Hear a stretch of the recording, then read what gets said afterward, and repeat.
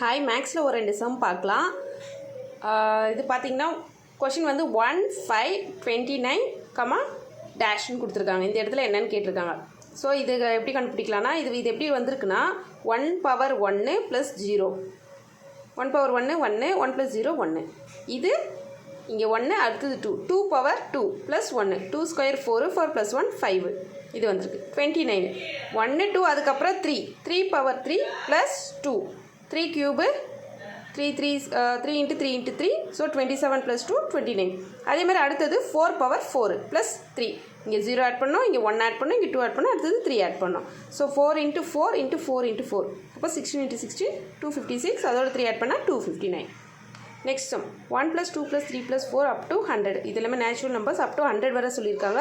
Equal to என்னன்னு கேட்டிருக்காங்க. So இதோட ஃபார்முலா வந்து n இன்ட்டு n + 1/2. நமக்கு n கொடுத்துருக்காங்க 100ன்ட்டு. ஸோ n வந்து 100.